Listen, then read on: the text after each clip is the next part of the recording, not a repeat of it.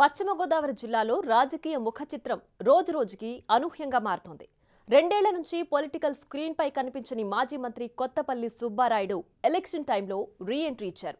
జనసేనతో తన పయనమని ప్రకటించారు. దాదాపు అన్ని పార్టీలు చుట్టేసి వచ్చిన కొత్తపల్లి తాజాగా నర్సాపురం టికెట్ కోసం పవన్ కళ్యాణ్ వెంట నడుస్తానంటున్నారు. పవన్ కళ్యాణ్ ఆశయాలు, సిద్ధాంతాలు తనకు తెగ నచ్చేశాయని ఆకాశానికెత్తేస్తున్న కొత్తపల్లి టికెట్ లెక్కలతోనే ఆ పార్టీ బాట పట్టారంటున్నారు.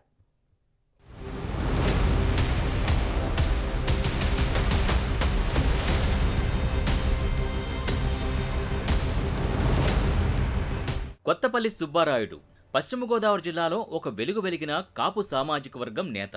ఎన్టీఆర్ పార్టీ పెట్టినప్పుడు టీడీపీతో తన రాజకీయ ప్రస్థానం మొదలుపెట్టి తర్వాత పీఆర్పీ, కాంగ్రెస్, వైసీపీ ఇలా దాదాపు అన్ని పార్టీల్లో తిరిగేసి ఇప్పుడు జనసేనలో చేరడానికి రెడీ అయ్యారు. రెండేళ్ల నుంచి సైలెంట్గా ఉంటూ వచ్చిన ఆ మాజీ మంత్రి కొత్తపల్లి జనసేనాని సిద్ధాంతాలు, ఆశయాలకి ఫిదా అయిపోయానని పవన్ని ఆకాశానికి ఎత్తేస్తున్నారు.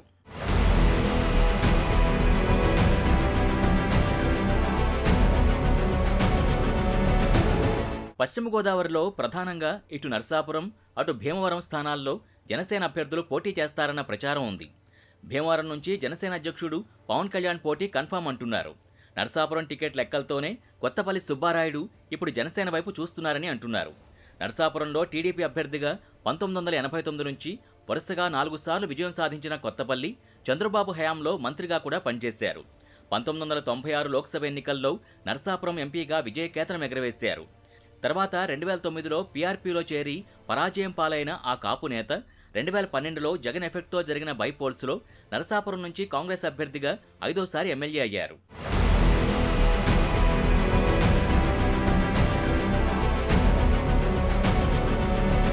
మళ్లీ టీడీపీలోకి తిరిగొచ్చి చంద్రబాబు జమానాలో కాపు కార్పొరేషన్ చైర్మన్గా బాధ్యతలు నిర్వర్తించారు. 2019లో టీడీపీ నుంచి నరసాపురం టికెట్ దక్కకపోవడంతో వైసీపీలో చేరిపోయారు. ఆ పార్టీలో కూడా 2 ఏళ్లు మించి ఎమ్మెల్యేకపోయారు. జిల్లాల పునర్విభజన సమయంలో నరసాపురాన్ని జిల్లా కేంద్రం చేయాలంటూ అఖిలపక్షంతో కలిసి పోరాడి జగన్పై తిరుగుబాటు బావుట ఎగరవేశారు. అధికార పార్టీ తనని మోసం చేసిందని, అలాంటి పార్టీకి మద్దతిచ్చి తప్పు చేశానంటూ బహిరంగ వేదిక మీద తన చెప్పుతో తానే కొట్టుకుని సరికొత్త ఎపిసోడ్ నడిపించి వైరల్ అయ్యారు.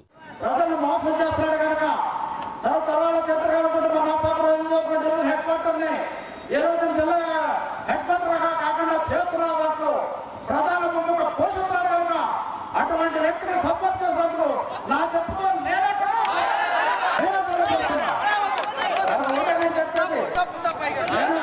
చెప్పేది ఎట్టి పరిస్థితుల్లో కూడా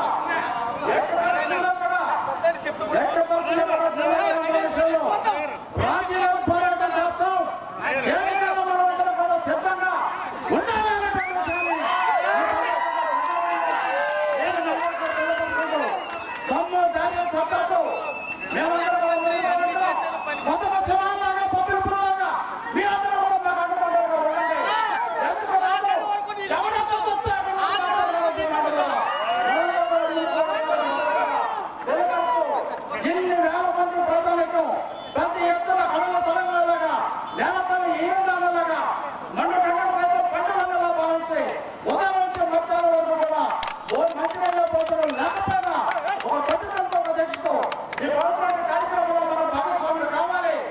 వైసీపీ నుంచి బయటపడ్డాక 2 ఏళ్లు సైలెంట్గా ఉండిపోయిన కొత్తపల్లి ఎలక్షన్ సీజన్ స్టార్ట్ అవడంతో మళ్లీ లైమ్లైట్లోకి వచ్చేశారు.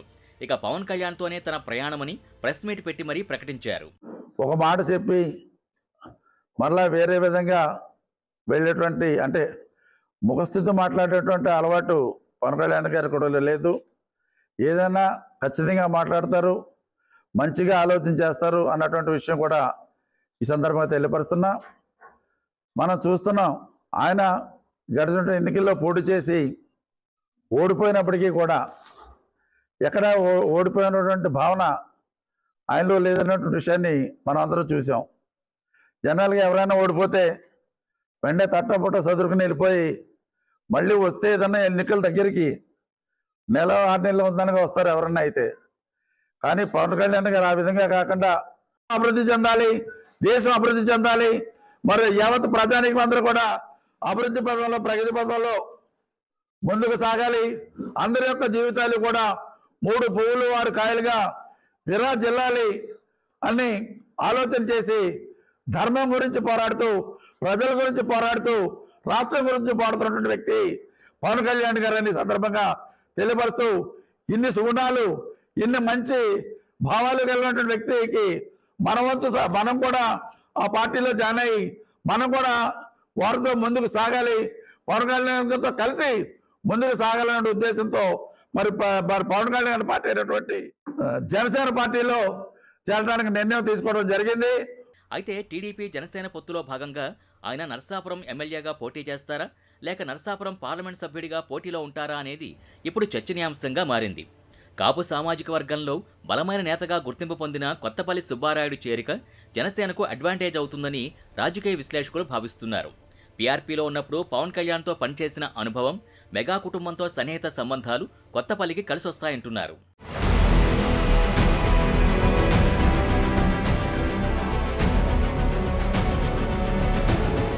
జిల్లాకు చెందిన మరో సీనియర్ నేత జక్కంపూడి రామ్మోహన్తో వియ్యముందారు కొత్తపల్లి. పలువురు రాజకీయ ప్రముఖులతో ఆయనకి బంధుత్వం ఉంది. వాటితో పాటు అన్ని పార్టీల్లో పనిచేసిన అనుభవం ఇప్పుడు జనసేనకు అదనపు బలం అవుతుందంటున్నారు. మొదటిసారి టీడీపీ నుంచి బయటకొచ్చి వరుస ఎదురుదెబ్బలు తిని రెండోసారి బయటకొచ్చాక తన చెప్పుతో తానే కొట్టుకునే పరిస్థితికొచ్చిన కొత్తపల్లి సుబ్బారాయుడు కొత్త ఇన్నింగ్స్లో ఏమాత్రం సక్సెస్ అవుతారో చూడాలి.